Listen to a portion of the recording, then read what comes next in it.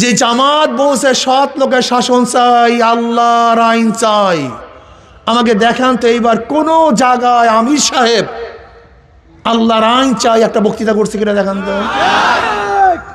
হ্যাঁ, চিন্তা করতে পারছেন? আমাকে দেখান তো।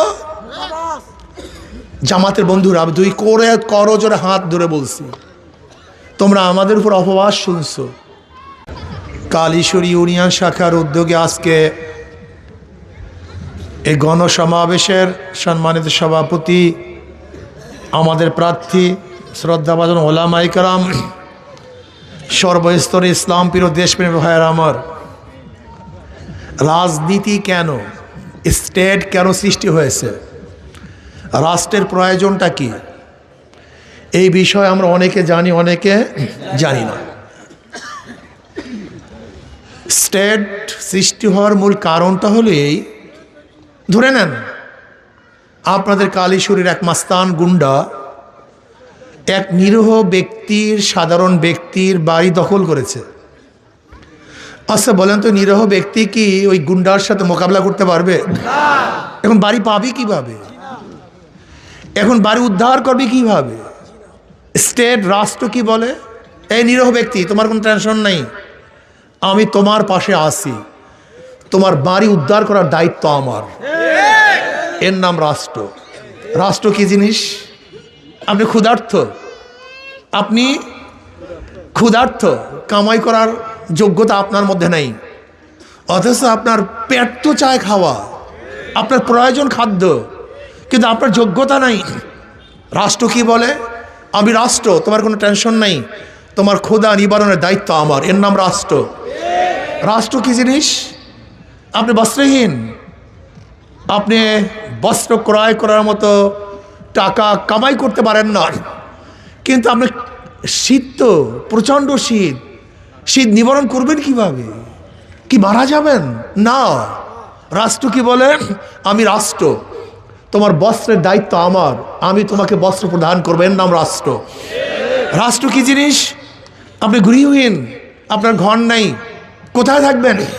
রাষ্ট্র কি বলে? তোমার কোনো টেনশন নেই, তোমার ঘরের ব্যবস্থা আমি করবো, আমার নাম রাষ্ট্র। রাষ্ট্র কি জিনিস? আপনি চিকিৎসাহীন, ধুকে ধুকে মরছেন, টাকা নাই চিকিৎসার, রাষ্ট্র কি বলে? তোমার কোনো টেনশন নেই, আমি রাষ্ট্র, তোমার চিকিৎসার ব্যবস্থা আমি করব। এর নাম রাষ্ট্র। এই জন্য দেখেন না, মেডিকেলগুলোতে মাত্র ফি কত? 5 টাকা, সেখানে সম্পূর্ণ কিন্তু ফ্রি চিকিৎসার ব্যবস্থা। যদিও আমাদের রাষ্ট্রের কাঠামো ঠিক না থাকার কারণে আমি পারছি না, সেটা ভিন্ন কথা, সেটা ভিন্ন আলাপ। রাষ্ট্র কি জিনিস? আপনার সন্তান মেধাবী, কিন্তু অর্থের অভাবে উচ্চশিক্ষায় শিক্ষিত পারছে না, রাষ্ট্র বলে আমি তোমার পাশে আছি, তোমার সন্তানকে উচ্চ শিক্ষায় শিক্ষিত করার দায়িত্ব আমার, আমি রাষ্ট্র। রাষ্ট্র কি জিনিস? রাষ্ট্র, তুমি মিথ্যা কেসে পড়ছো, তোমার অর্থ নাই, আমি রাষ্ট্র, তোমার কেস থেকে তোমাকে উত্তরণের দায়িত্ব আমার, আমি রাষ্ট্র। রাষ্ট্র কি জিনিস? রাষ্ট্র কি? রাষ্ট্র কত চমৎকার এক জিনিস। রাষ্ট্র বলতেছে তুমি হাঁটবা, চলবা, ভাঙ্গা রাস্তা, তুমি রাস্তায় চলতে পারো না, আমি রাষ্ট্র, এ রাস্তা মেরামত করার দায়িত্ব আমার, তুমি সুন্দর মতো রাস্তায় চলতে পারবা, সে আমি দায়িত্ব পালন করব। রাষ্ট্র কি জিনিস? তুমি ঘুমাবা, দরজা খুলে ঘুমাবা, আমার পুলিশ তোমাকে পাহারা দিবে, আমি রাষ্ট্র। তুমি ঘুমাবা, তোমার সমস্ত নিরাপত্তার দায়িত্ব আমার, এর নাম রাষ্ট্র। কিন্তু এখন রাষ্ট্রটা কি বলেন তো? তোমাকে জুলুম করার দায়িত্ব আমার, আমার নাম রাষ্ট্র। তোমাকে অত্যাচার করার দায়িত্ব আমার নাম রাষ্ট্র। তোমাকে জেলে ঢুকিয়ে দেওয়ার দায়িত্ব আমার নাম রাষ্ট্র। তোমাকে খুন করার দায়িত্ব আমার নাম রাষ্ট্র। তোমার সুন্দরী মেয়েকে ধর্ষণ করার দায়িত্ব আমার নাম রাষ্ট্র। আমি কে? আমি রাষ্ট্র।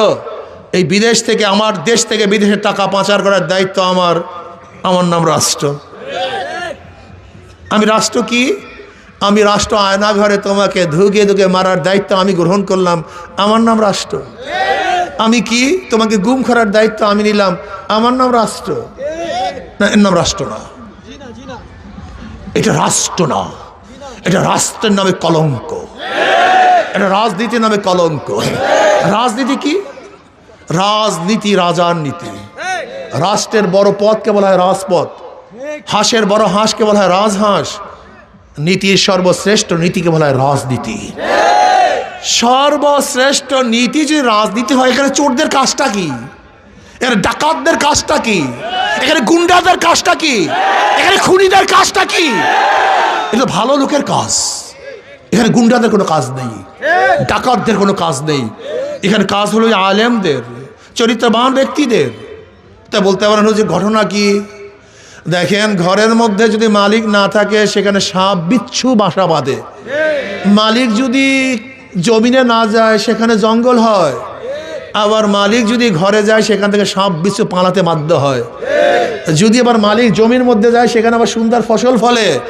ঠিক ভালো লোকগুলি ঘরের মধ্যে ছিল, আমি রাষ্ট্রের কাজ করতাম না বিদায়ী এখানে চোর, গুন্ডা, বদমাশ, ডাকাত, বেনাম্বারেরা দখল করে ফেলেছে। এটা ভালো মানুষদেরকে বের হতে হবে।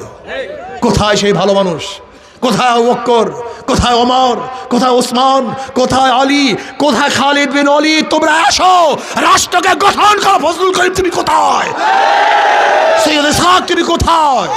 তুমি আবারও আসো, এই রাষ্ট্রকে মেরামত করো, এই রাষ্ট্রকে কন্ট্রোল করো। এটা ধ্বংস হয়ে গেছে। আজকে মানুষ বলতে মানুষ নেই। আপনি দেখেছেন যেখানে রাষ্ট্র মানুষকে হেফাজত করবে সেখানে 5ই আগস্টের পরে শুধু এক দলীয় কন্দলে 200-র উপরে মানুষ হত্যা হয়েছে। যারা নিজেদের দলের লোকদেরকে হেফাজত করতে পারে না, তারা এই রাষ্ট্রের লোককে হেফাজত করতে পারবে না।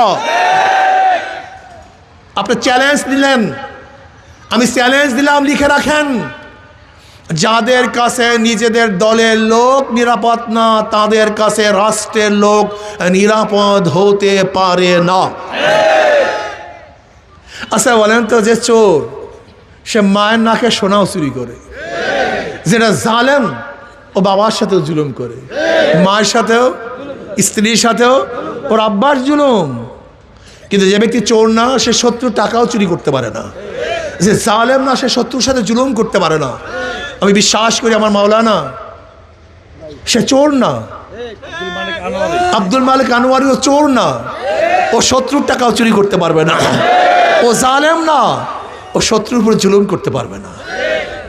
এ আমার বাবারা, আপনাদেরকে শীতে ধরছে নাকি? আমি আর কিছু কথা বলবো নাকি? খারাপ লাগতেছে নাকি আপনাদের? দেখেন দেশটা স্বাধীন হয়েছে কেন? 70 নির্বাচনে এই আওয়ামী লীগের লোকেরা ভালো মতো শুনবেন, বিএনপির লোকেরা ভালো মতো কানের মধ্যে একটু খোসা দিয়ে কানটা ফাঁক করেন, কানটা সাফ করেন, শোনার চেষ্টা করেন। 70 নির্বাচনে আওয়ামী লীগ এককভাবে 160-এর উপরে নির্বাচিত হয়েছিল, সংখ্যাগরিষ্ঠ অর্জন করেছিল। তার পশ্চিম পাকিস্তান, পূর্ব পাকিস্তানের এককভাবে একচ্ছত্র মালিকানা অর্জন করার চেষ্টা করছিল। কিন্তু ইয়াহিয়া খান ভোটের মূল্যায়ন না করার কারণে 71 এদেশের মানুষের যা কিছু ছিল সব নিয়ে পাকিস্তানের বিরুদ্ধে ঝাঁপিয়ে পড়ে দেশটাকে স্বাধীন করেছিল। কিসের কারণে? ভোটের মর্যাদা দিতে 71 দেশ স্বাধীন হয়েছে। 72 সংবিধান রচিত হয়েছে। 73-এ আওয়ামী লীগের অধীনে একটা নির্বাচন হয়েছিল। জানেন সেই নির্বাচনে আওয়ামী লীগ কত সিট পেয়েছিল? 293 সিট। কত সিট? সেই নির্বাচন ছিল 55 নির্বাচন। এই যে মোশতাক সাহেবের বাড়ি কিন্তু দাউদকান্দি, কুমিল্লা দাউদকান্দি। ওখান থেকে হেলিকপ্টারে ভোটের বাক্স ঢাকায় এনে সিল টাকাইয়া ঢুকাইয়া তারপর তাকে নির্বাচিত করেছিল। অথচ 70 নির্বাচনে ভোটের মর্যাদা না দেওয়ার কারণে আন্দোলন সংগ্রাম করে দেশ স্বাধীন করছি। কিন্তু 73-এ আবার সেই 55 নির্বাচন। 75-এ শেখ সাহেব দুনিয়ার থেকে বিদায় হয়ে গেলেন, জিয়াউর রহমান সাহেব ক্ষমতায় বসলেন। 79-তে তিনি নির্বাচনে অংশগ্রহণ করেছেন। 79 নির্বাচনে বিজয় হয়েছিলেন বিএনপি, কিন্তু উনি থাকতে পারেন নাই। 81-তে আবার নির্বাচন হয়েছিল। সত্তার সাহেব সেখানে নির্বাচনে প্রেসিডেন্ট হয়েছিলেন, কিন্তু এরশাদ সাহেব ধাক্কা দিয়ে বের করে দিয়েছেন। এরশাদ সাহেব ক্ষমতায় আসছেন। 86 সনে এরশাদের অধীনে আর একটা 55 নির্বাচন হয়েছিল। যে 55 নির্বাচনে কে কে অংশগ্রহণ করেছে আপনারা জানেন? সেখানে কিন্তু আওয়ামী লীগ এবং জামাত কিন্তু অংশগ্রহণ করেছিল।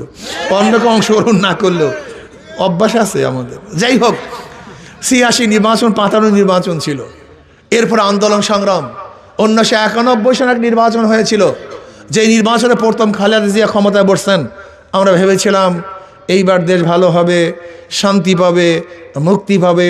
কিন্তু 1991 থেকে 96 পর্যন্ত দেশ দুর্নীতিতে বিশ্বের মধ্যে 4 বার চ্যাম্পিয়ন হয়েছে। বেশি না, কয়বার চ্যাম্পিয়ন হয়েছে? আগে পাতানো নির্বাচন হয়েছিল কত সনে? 73-এ। আবার আপনারা জানেন 1996 সনে 15 আগস্ট, 15 ফেব্রুয়ারি, 15 ফেব্রুয়ারি বিএনপির অধীনে আর একটা পাতানো নির্বাচন হয়েছিল, যেখানে কেউ অংশগ্রহণ করে নাই। বিএনপি একা একা নির্বাচন করেছে। বিশ্বাস হয় না, সবাইরই গন্ধ আছে, কিন্তু সবাই আলহামদুলিল্লাহ। ভেবেছিলাম সিয়ামনি নির্বাচনের পরে ক্ষমতায় আসছে মনস্কন্যা, এইবার দেশ ভালো থাকবে। কিন্তু 5 বছর যেতে না যেতে আবার আন্দোলন সংগ্রাম। 2001-এ আবারও সেই হারুয়া পার্টিকে নিয়ে আসছে। আবার 2001 থেকে 5 পর্যন্ত আবার আন্দোলন সংগ্রাম। মঈনুদ্দিন ফখরুদ্দিন ব্রাক থেকে এসে 2.5 বছর ক্ষমতায় চালালেন, ক্ষমতায় বসলেন। 2008-এ আবার নির্বাচন হয়েছিল, 2014-তে নির্বাচন হয়েছিল, 2018-তে নির্বাচন হয়েছে, 2024-এ নির্বাচন হয়েছিল, আর 2026-এ হতে যাচ্ছে। কিন্তু পাবলিক কি পেয়েছেন, কি হারিয়েছেন? অঙ্ক কষার সময় আসছে কি আসেনি? হ্যাঁ, ওহি আলু কি তরকারি জু পহলি তি সোয়াব ভি হ্যায়।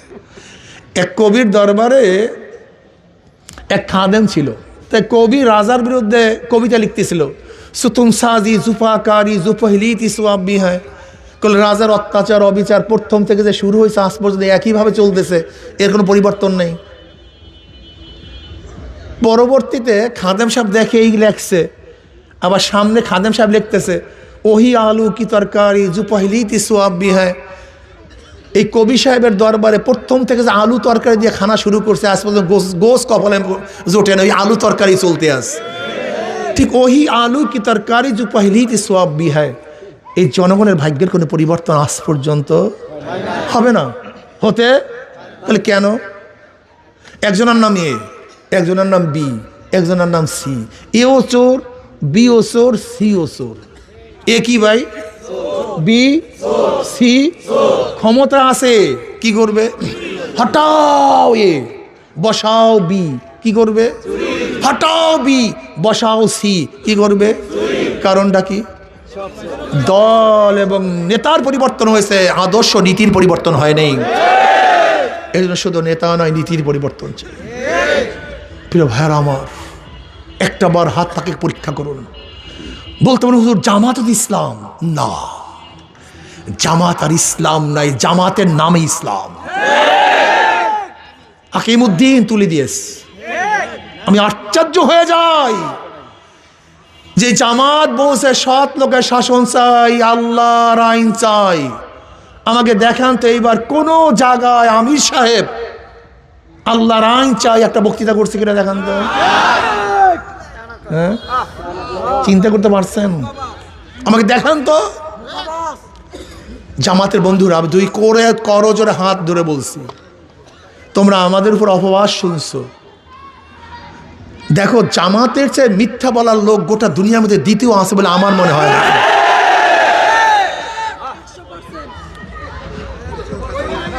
বলতে পার কেন? আচ্ছা বলো তো, যখন আমরা জোটে ছিলাম, নির্বাচনের জোটে ছিলাম, এখনো সিট ভাগ হয়। যখনই নমিনেশন পেপার সাবমিট করছে, প্রত্যেক জায়গার প্রত্যেক প্রার্থী বলছে আমরা পাইছি এখানে, প্রত্যেক জায়গায়, অথচ ভাগই হয় নাই, তাহলে আমরা পাইছি। এরকম ঢাকা কাঁচা মিথ্যা বলার লোক গোটা দুনিয়াতে আছে বলে আমার জানা নেই। এই দেখবে এখন কি বলছে, 400 কোটি টাকা চরমনে হুজুররা বিএনপি থেকে পাইয়া তারপরে এই করছে। তার মানে আমরা যখন 400 কোটি টাকা লেনদেন করছি, তাদের একজন লোক ছিল, কি কথা কয় না, বা চেকটা সে দেখছে।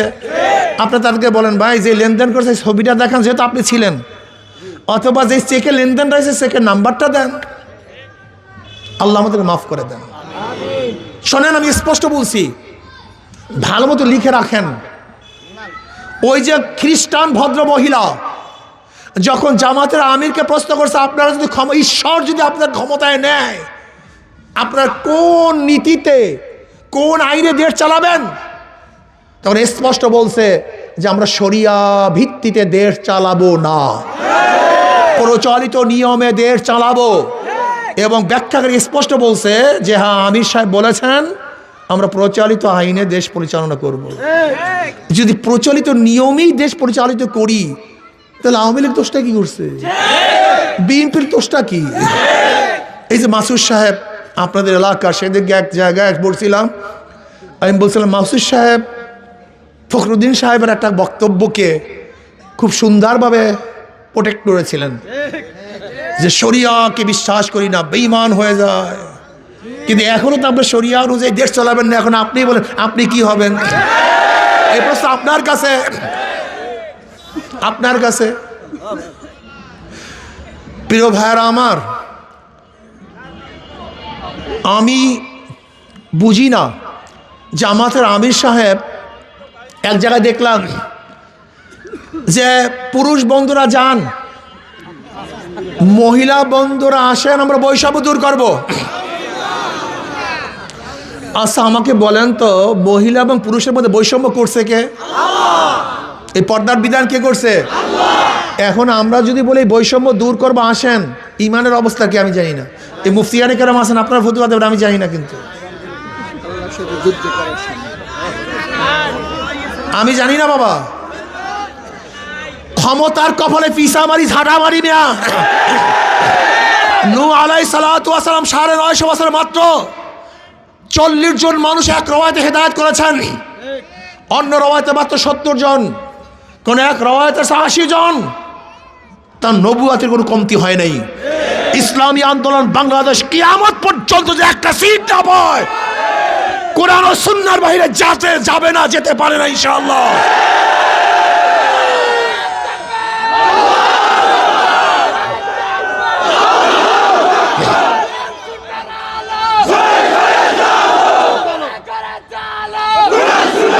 ভাইরা আমার, আপনি দেখেন জামাতের সে আগের বক্তৃতা, এখন বর্তমানে বক্তৃতা। জামাতের আমির সাহেবের উপরে একজন মহিলা ঝেপে পড়ছে, তিনি তাকেও জড়িয়ে নিয়েছেন। শোনেন জামাতের ভাবারা, শোনেন, এই অবজ্ঞা কারোর সাথে করা হয় না। আপনার উচিত ছিল ভুল স্বীকার করা, কিন্তু আপনি ভুল স্বীকার না করে তাকে যোদ্ধার মা, জাতির মা এই ব্যাখ্যা দিয়ে এবং কোরআন ও হাদিসের খেলাফ করেছেন, উল্টা করেছেন। এই ব্যাখ্যা ঠিক হয় নাই। আপনার উচিত ছিল, আবেগে হয়ে গেছে, কিন্তু ব্যাখ্যা দেওয়ার কোনো সুযোগ নাই, এটা ভুল। আমি স্পষ্ট বলবো, কালোকে কালো বলতে হবে, সাদাকে সাদা বলতে হবে, দিনকে দিন বলতে হবে, রাত্রকে রাত বলতে হবে। ইসলামী আন্দোলন বাংলাদেশকে অনেকে বদনাম করে সিটের জন্য তারা ভাগ হয়েছে।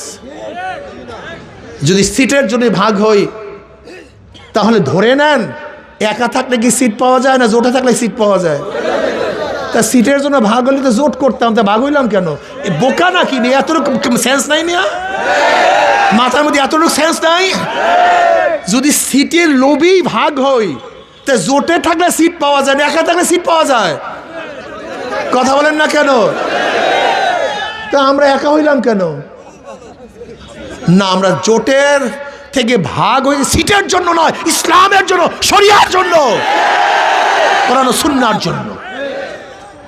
মানুষকে বোকা বুঝাও, বোকা বুঝাও মানুষকে। আমরা কোরআন ও সুন্নাহর জন্য আলাদা হয়েছি, ইসলামের জন্য আলাদা হয়েছি। ক্লিয়ার কাট কথা। যারা ইসলাম চান হাত পাকায় ভোট দেন, আর যারা আমেরিকার মডার্ন ইসলাম চান অন্য জায়গায় গিয়ে ভোট দেন। যান। যারা চাঁদাবাজি চান অন্য জায়গায় গিয়ে ভোট দেন। আর যারা দেশকে সুষ্ঠু, সুন্দর, চাঁদা মুক্ত, কোরআন ও সুন্নাহর ভিত্তিতে চালাতে চান, তাদের মার্কা হাত পাকা। কোনো ক্লিয়ার কাট কথা, কোনো কথাবার্তা নেই। ক্লিয়ার কাট কথা। আমাকে অনেক সাংবাদিকরা প্রশ্ন করে যে হুজুর আওয়ামী লীগের নেতারা পালিয়েছে, কিন্তু তাদের ভোটাররা তো পালায় না, ভোট দেবে কাকে? প্রায় সাংবাদিকরা আমাকে প্রশ্ন করে, হুজুর তারা ভোট দেবে কাকে? আমি বললাম, দাঁড়িপাল্লায় তারা ভোট দেবে না, এর জন্য তাদের জন্মটাই বিপরীত, স্বাধীনতার পক্ষে, স্বাধীনতার বিপক্ষে।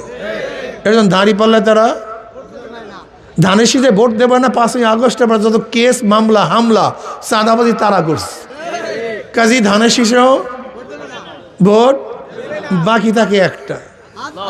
কথা কয় না, বাংলা কথা বোঝে না। কেন? কেন? প্রত্যেকটা মানুষের, হিন্দু, বৌদ্ধ, খ্রিস্টান, আওয়ামী লীগ, বিএনপি, সবাই একটা বিশ্বাস আছে, হাত পাকা ক্ষমতায় গেলে জুলুম করবে না। মিথ্যা মামলা আমাকে ভোগাবে না, আমাকে বাড়ি ছাড়া করবে না, আমার ব্যবসা প্রতিষ্ঠানে কেউ চাঁদা নেওয়ার জন্য আসবে না, আমার বাচ্চা ইতিম হবে না, আমার স্ত্রী বিধবা হবে না, আমার মার বুক খালি হবে না। এই বিশ্বাস প্রত্যেকটা মানুষের মধ্যে আছে। এর জন্য আশা করি ইনশাআল্লাহ হাত পাকে কি গ্রহণ করবে। আপনারা তো কেউ করবেন না মনে হয়। ও যে দাঁড়ায় আছে ওটা শীতে ধরছে মনে হয় হাত পাকে পছন্দ করে না নাকি? এই মার্কাটা কি?